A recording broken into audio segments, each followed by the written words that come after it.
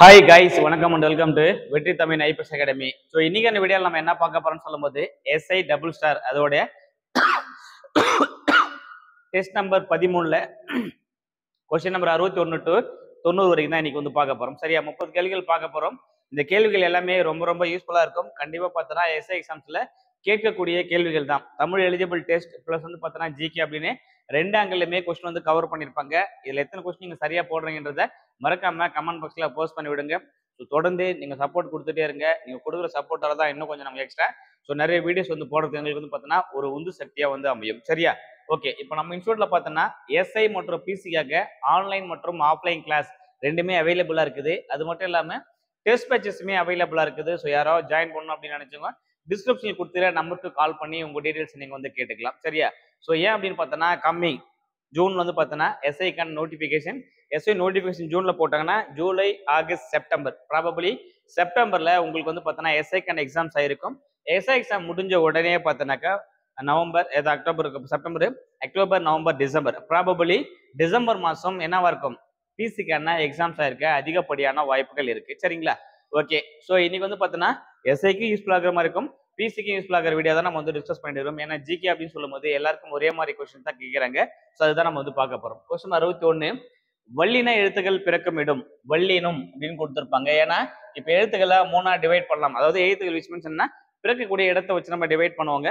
இப்போ வல்லினம், மெல்லினம், இடையினம். வல்லினம், மெல்லினம், இடையினே மெய்யெழுத்துக்களை மூணா டிவைட் பண்ணுவாங்க. கசட தபர வல்லினம், சகோரம் மெல்லினா கஞ்சனா நம்ம மெல்லினும், இடையினம் சொல்லும்போது எரள வழல, இது இடையினத்தை வந்து குறிப்பிட்டிருப்பாங்க. அப்ப வல்லினம் அப்படின்னு கொடுக்கும்போது ரொம்ப ஹார்டா தேங்க போறோம்னா மார்புகள் பருப்பத்தை வந்து பார்த்தீங்கன்னா வல்லின எழுத்துக்கள் மார்பை அடிப்படையாக கொண்டு பிறக்கிறது. இது வல்லின எழுத்துக்கள்.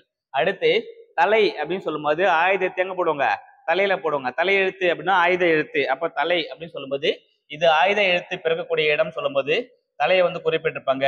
மூக்கு அப்படின்னு சொல்லும்போது எப்ப பார்த்தாலும் மூக்கிலேயே பேசுறான் பாரு அப்படின்னு கொடுப்பாங்க. அது என்ன, மெல்லின எழுத்துக்கள். வல்லினம் மெல்லின எழுத்துக்கள் எங்க பிறகுனா மூக்கு வந்து பார்த்தோன்னா தலைமையிடம் வச்சு பிறக்கிறது. சரியா, அப்ப வல்லினம் முடிஞ்சு மெல்லினம் முடிஞ்சு. இடையின எழுத்துக்கள் அப்படின்னு கொடுக்கும்போது இந்த இடையின எழுத்துக்களும் உயிர் எழுத்துக்களும், இடையின எழுத்துக்கள் மற்றும் உயிர் எழுத்துக்கள் ரெண்டுமே எங்க பிறகுதுன்னு பார்த்தோன்னா கழுத்தை தலைமையிடமாக வச்சு பிறக்கிறது. சரியா, ஸோ இதுதான் பார்த்தோன்னா எழுத்துக்களோட பிறப்பிடம். கண்டிப்பா ரொம்ப ரொம்ப யூஸ்ஃபுல் இருக்கும். டிஎன்பிசியும் கொஸ்டின்ஸ் கேட்பாங்க. டிஎன்யூஎஸ்ஆர்பி சைட்ல எஸ்ஐ மற்றும் பிசில தமிழ் தகுதி தேர்வுல கேட்கக்கூடிய முக்கியமான கேள்விகள்ல இதுவும் ஒண்ணு. கொஸ்டின் நம்பர் 2, செந்தமிழே செங்கரும்பே செந்தமிழ் சீர்காக்கும் என்ற பாடல் வரியின் ஆசிரியர் யார் அப்படின்னு சொல்லும்போது ஆப்ஷன் ஏ து அரங்கன் என்பது சரியான விடை. சரியா, ஸோ இங்க வந்து நம்ம பார்க்க போறது பாரதியார், பாரதிதாசன், முடியரசன் இவங்க எல்லாம் கொடுத்திருப்பாங்க. பாரதியார் அப்படின்னு கொடுக்கும்போது செந்தமிழ் தேனி, அறம் பாட வந்த அரவன், மரம் பாட வந்த மறவன், மகாகவி.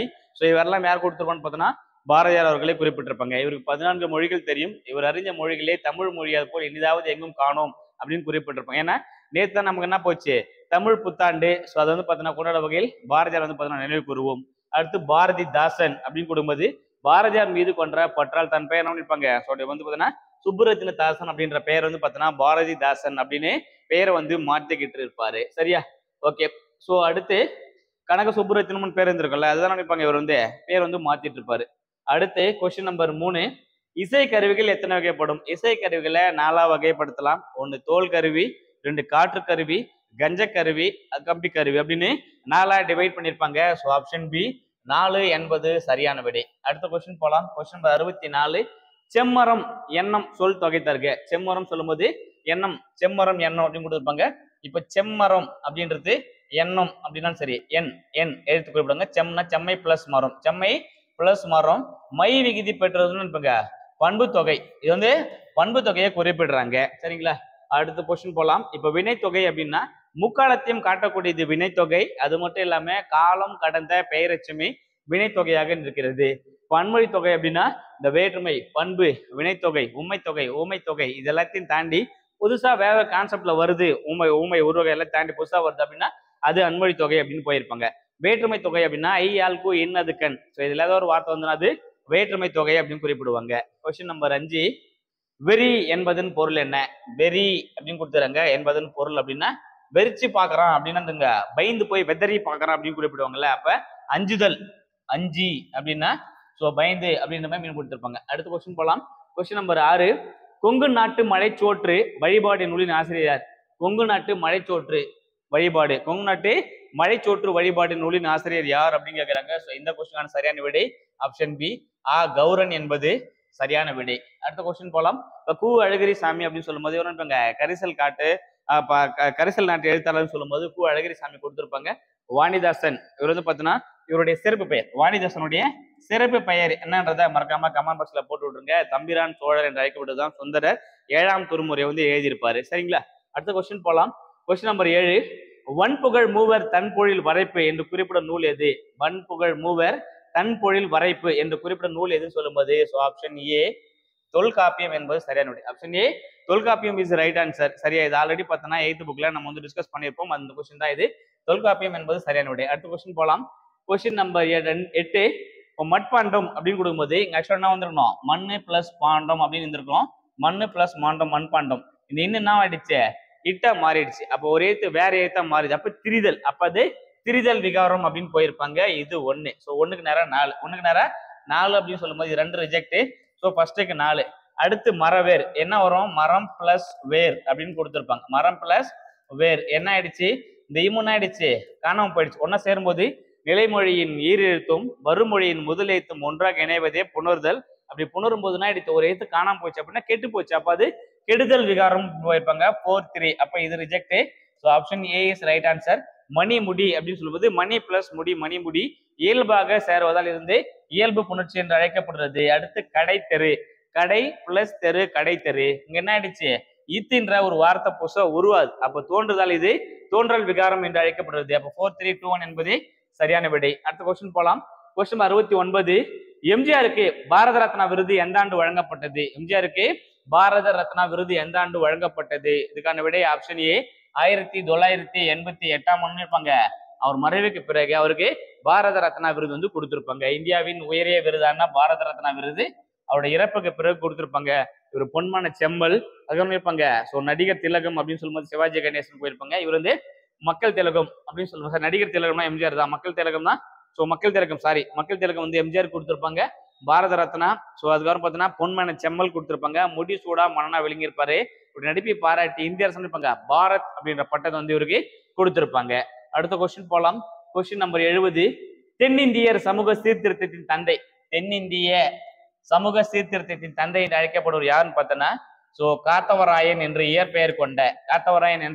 இயற்பெயர் கொண்ட பண்டித அயோத்தி தாசர் அவர்கள். பண்டித அயோத்தி தாசர் அவர்கள். சரியா? அவருடைய இயற்பெயர் தான் எதுன்னு பார்த்தோன்னா காத்தவராயன். ஸோ பண்டித அயோத்தி தாசர் இவர் தான் தென்னிந்திய சமூக சீர்திருத்தத்தின் தந்தை என்று அழைக்கப்படும் அல்லது முன்னோடி என்று அழைக்கப்படுகிறார்.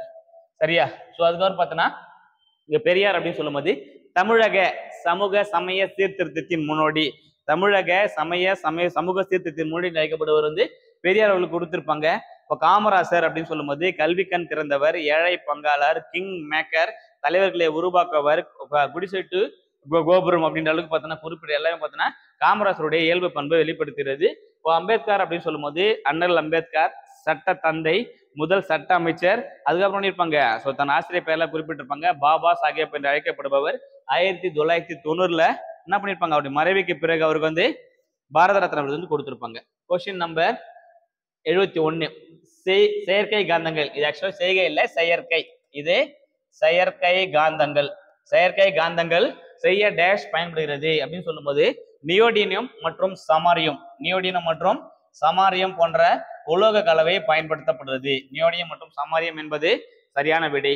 மேக்னடைட் அப்படின்னு கொடுக்கும்போது இது இயற்கை காந்தம் என்று அழைக்கப்படுகிறது. வலிமையான காந்தம், இயற்கை காந்தம் எல்லாமே எதை கொடுத்திருப்பாங்க?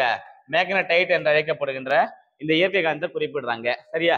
அடுத்த கொஸ்டின் போலாம். கொஸ்டின் நம்பர் 72, 20 ஹெர்ட்ஸுக்கும் குறைவான அதிர்வெண் கொண்ட ஒலி குறைவான அப்படின்னு கொடுத்துருக்காங்க. இது குற்றொலி. இது வந்து குற்றொலி என்று அழைக்கப்படுறது. ஸோ இது வந்து என்ன கொடுத்துருப்போம்னா இப்ப குற்றொலி அப்படின்றது ஆப்ஷன்லேயே இல்லையே. ஏன்னா குறைவான ஒலி குற்றொலி, இங்க குற்றொலி ஆப்ஷன் இல்லை. அப்ப என்ன பண்ணக்கூடாது? தேடக்கூடாது. குற்றொலி அப்படின்றது இன்ஃபீரியாரிட்டி காம்ப்ளெக்ஸ் அப்படின்னா தாழ்வு மனப்பான்மை. அப்ப குறைஞ்ச வரைக்கும் இது இன்ஃப்ராசோனிக் என்று அழைக்கப்படுறது. இது இன்ஃப்ராசோனிக் என்றும் அழைக்கப்படுறது. மீ ஒலி அப்படின்னு சொல்லும்போது என்ன சொல்லுவாங்க? அல்ட்ராசோனிக். இதுக்கு பேரு அல்ட்ராசோனிக் என்றும் அழைக்கப்படுகிறது. அல்ட்ராசோனிக். சரியா? இப்ப கேட்பொலி அப்படின்னாக்க 20 ஹெர்ட்ஸ் டு 20,000 ஹெர்ட்ஸ். 20 1000 ஹெர்ட்ஸ். இது வந்து பார்த்தோன்னா கேட்பொலி, காதுகளில் உணரக்கூடிய செவி உணர்வொலி, சோனிக் ஒலி அப்படின்னு கொடுத்துருப்பாங்க. மீ ஒலின்னு சொல்லும்போது அல்ட்ராசோனிக், இது 20 கிலோ ஹெர்ட்ஸுக்கு மேல், 20,000 ஹெர்ட்ஸுக்கு மேல் காணப்பட்ட ஒலினா சொல்லுவாங்க மீ ஒலி அல்லது அல்ட்ராசோனிக் அப்படின்னு போயிருப்பாங்க. சரியா? ஓகே, அடுத்த கொஸ்டின் போலாம். Question number 73. பாரோமீட்டரை கண்டறிந்தவர் யார்? பாரோமீட்டர் அப்படின்னு சொல்லும்போது வளிமண்டல அழுத்தத்தை அளவிடும் கருவி தான் பாரோமீட்டர். இது வந்து பார்த்தோன்னா டாரி செல்லி என்பதில் கண்டுபிடிக்கப்பட்டது. இது வந்து பார்த்தோன்னா சொல்லுவோம்னா பாதரசமானி அப்படின்னு அழைப்பாங்க. இதை பாதரசமானி என்றும் அழைக்கப்படுகிறது. சரியா? ஓகே, இப்போ கால் ஆண்டர்சன் விட்டுருங்க. வில்லியம் கில்பர்ட் என்ன கண்டுபிடிச்சிருப்பாருன்னா பூமியை மிகப்பெரிய காந்தமாக செயல்படுகிறது என்ற கூற்றை கூறியவர் பார்த்தீங்கன்னா வில்லியம் கில்பர்ட் அவர்கள். இவரும் இருப்பாங்க நிலைமின் காட்டிய வடிவமைச்சிருப்பாரு. Question number 74. கீழ்கண்டவற்றுள் உலோகத்தின் பண்புகளுடன் பொருந்தாத ஒன்றை தேர்வு செய்க. உலோகத்தோட பண்புல பொருந்தாததுன்னு கேட்கிறாங்க. நற்கடத்திகள், உலோகம் நல்லா கடத்தும். ஓகே, இது வந்து பார்த்தீங்கன்னா அடர்த்தி குறைவு, அறை வெப்பநிலையில் திண்மமா இருக்கும் அப்படின்னு சொல்லும்போது எது கொடுத்துருப்போம்னா எக்ஸப்ஷன் சொல்லும்போது இது எதுக்கு வரும்? பொறுத்துக. ஸோ இது வந்து பார்த்தோன்னா பாதரசம். இது வந்து அறை வெப்பநிலை திரவமாக வந்து பார்த்தீங்கன்னாக்கா திண்ம நிலையில் அரை திண்மம் தான், இது திண்மம் தான் இருக்கும். இது வந்து பார்த்தீங்கன்னா உருகு நிலையை கொண்டு அதிக உருகு நிலை. அப்ப அடர்த்தி குறைவு இல்லை, அடர்த்தி அதிகமாக இருக்கும். அடர்த்தி அதிகமாக காணப்படும். ஸோ ஆப்ஷன் பி இதுதான் அது பொருந்தாத ஒன்று. அடர்த்தி குறைவுன்னு கொடுத்துறாங்க. அடர்த்தி பொதுவாக அதிகமாக இருக்கும். ஏன்னா ஒரு பொருள் இன்னொரு பொருளோட பருப்பொருள் அடர்த்தி அதிகமாக இருக்கிறதால தான் அது வந்து பார்த்தீங்கன்னா நிறை, அந்த பருப்பொருள் அதெல்லாம் ஒன்று காணப்படுறது, திடப்பொருளாக காணப்படுறது. Question number 75. தங்க இழை நிலை மின்காட்டியை வடிவமைத்தவர் யார்? கொஸ்டின் 75. தங்க இழை நிலை மின்காட்டியை வடிவமைத்தவர் யார் அப்படின்னு சொல்லும்போது ஆபிரகாம் பென்னண்ட் என்பது சரியான விடை. ஆபிரகாம் பென்னண்ட் தான் தங்க இழை நிலைக்காட்டி. நிலை மின்காட்டி அப்படின்னா வில்லியம் கில்பர்ட். நிலை மின்காட்டினா வில்லியம் கில்பர்ட் அவர்களும் வடிவமைச்சிருப்பாங்க. சரியா? ஓகே, அடுத்த கொஸ்டின் போலாம். கொஸ்டின் 76. எபோனைட் தண்டு ஒன்றினை கம்பளியால் தேய்க்கப்படும் போது கம்பளி பெறும் மின்னோட்டம் எது? எபோனைட் எலக்ட்ரானா? அப்ப கம்பளியில் தேய்கிறாங்க. ஸோ எலக்ட்ரான், எபோனைட் பொதுவாக எலக்ட்ரான் வந்து எபோனைட் பொதுவாக எலக்ட்ரான் ஏ அப்படின்னு கொடுத்துருப்பாங்க. எபோனைட்னா எலக்ட்ரான் மின்சுமையை கொண்டுள்ளது. ஸோ இது என்ன மாறுது அப்படின்னு கேட்கறாங்க. எந்த மின்சுமையா மாறுது அப்படின்னு சொல்லும்போது மைனஸ் என்னவா தான் மாறும், பிளஸா தான் கன்வெர்ட் ஆகும். ஸோ ஆப்ஷன் சி நேர் மின்னூட்டமாக மாறுகிறது. நேர் மின்னூட்டமாக மாறுது. எபோனைட் எதிர் மின்னூட்டம் கொண்டது. எதிர் மின்னூட்டம்னா ஒரு எலக்ட்ரானை இழந்து நிலைப்புத்தன்மையை பெற பார்க்கும். அதனால என்ன ஆயிடுது? நேர் மின்சுமைகளாக மாறுகிறது. Question number 77. ரொட்டி சோடாவின் வேதியியல் பெயர் என்ன? ரொட்டி சோடா அப்படின்னு கொடுத்துருப்பாங்க. இது வந்து பார்த்தோன்னா சோடியம் பை கார்பனேட் அப்படின்னு கொடுத்துருப்பாங்க. சரியா? சோடியம் கை கார்பனேட் கொடுத்துருப்பாங்க. இது sodium bicarbonate. So NaHCO3 sodium bicarbonate என்பது சரியான விடை. இப்போ அடுத்து கால்சியம் கார்பனேட் அப்படின்னு கொடுக்கும்போது சுண்ணாம்பு, அது கால்சியம் கார்பனேட்னு சொல்லியிருப்பாங்க. சோடியம் கார்பனேட் அப்படின்றது வந்து பார்த்தோன்னா இது என்ன சொல்லுவாங்க, துணி துவைக்க பயன்படுத்துவாங்களா, அதனால இது சலவை சோடா. இது சலவை சோடா அப்படின்னு நினைப்பாங்க. சரியா? இது சலவை சோடா. இது வேற என்ன சொல்லுவான்னு பார்த்தோன்னா எரி சோடா அப்படின்னு சொல்லுவாங்க. இது பேக்கிங் சோடா. சரி, இது பேக்கிங் சோடா அப்படின்னு சொல்லுவாங்க. Baking soda sodium bicarbonate. Question number 78. 2012ஆம் ஆண்டு விண்வெளியில் நீண்ட தூரம் நடந்த பெண் என்ற சாதனை படைத்தவர் யார்? ஸோ விண்வெளியில நீண்ட தூரம் நடந்த பெண் அப்படின்னு கேட்கிறாங்க. ஸோ இதுக்கான சரியான விடையை பார்த்தோன்னா option D Sunita Williams is writer. Sunita Williams என்பதே சரியான விடை. இப்ப கிறிஸ்டினா கோச் அப்படின்னு கொடுத்துருப்பாங்க. வாலண்டினா தெரஸ்கோவா அவங்க தான் முதல்ல விண்வெளி அடைந்த பெண், வாலண்டினா தெரஸ்கோவா. அதுக்கப்புறம் பார்த்தோன்னா கல்பனா சாவ்லா, இந்தியாவை சார்ந்த ஒரு முதல் பெண்மணி. இந்தியாவில இருந்து பறக்கல, நாசாவில இருந்து என்ன பண்ணாங்க, ஸ்பேஸுக்கு விண்வெளிக்கு போயிருப்பாங்க.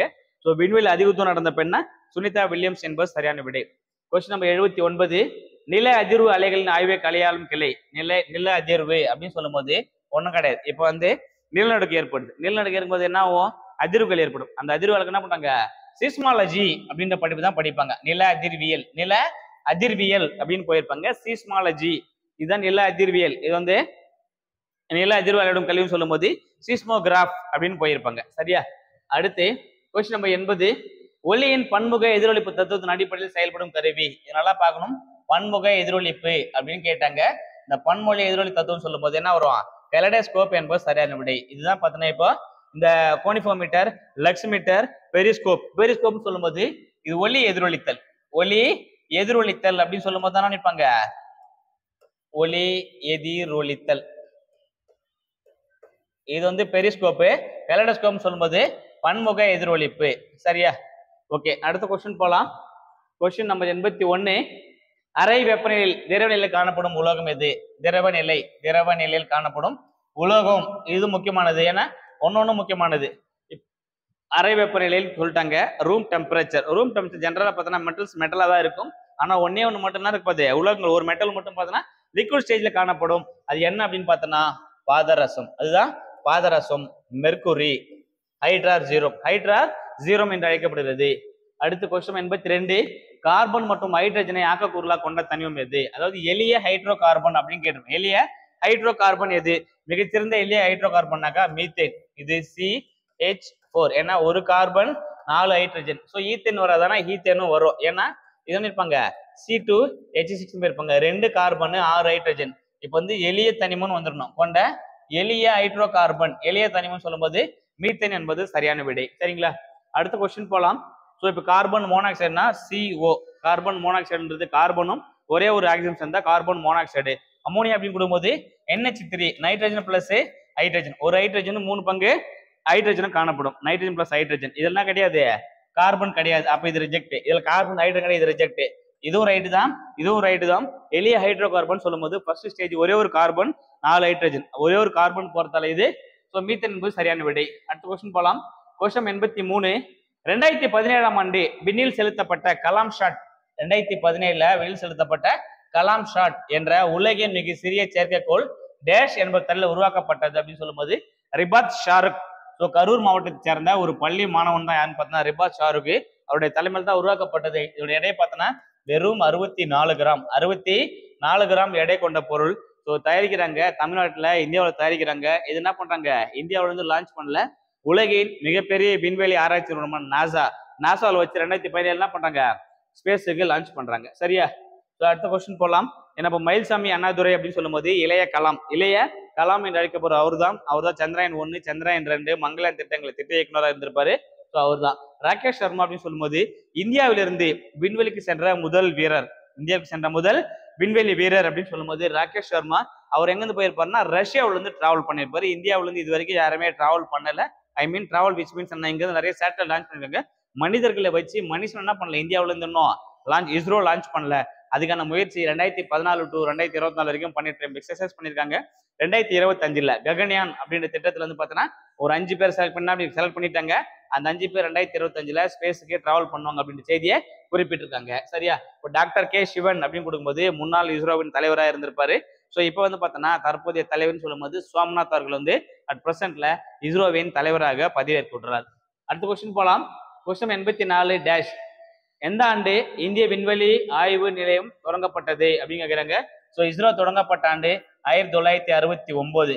ஸோ இதே வருஷம் தான் பார்த்தோன்னா நாசா வந்து மூணுல போய் கால் வச்சு நிலவில் தரை இறங்கி இருப்பாங்க. சரியா? நிலவில் தரை இறங்கியவர் அப்படின்னு சொல்லும் போது நீல் ஆம்ஸ்ட்ராங் அவர்கள் என்ன இருப்பாங்க, நிலவில் கால் தடத்தை பதிச்சிருப்பாரு. ஓகே, அடுத்த கொஸ்டின் போலாம். Question number 85. கடலில் ஏற்படும் நில அதிர்வு அளவுகளை டேஷ் பயன்படுத்தி பதிவு செய்ய முடியும். கடல் அப்படின்னு சொல்லிட்டாங்க. கடல்னா என்னதான் வரப்போகுது, நமக்கு ஓடோமீட்டர், பாரோமீட்டர், அனியோமீட்டர்லாம் வச்சு பண்ண முடியுமா? கடல்ல தண்ணி இருக்குல்ல, அப்ப என்ன பண்ணுவாங்க, ஹைட்ரஜன் தானே பயன்படுத்துவாங்க. அப்படின்னா வரும் ஹைட்ரோஃபோன் அப்படின்னு கொடுத்துருப்பாங்க. சரியா? ஏன்னா H2O.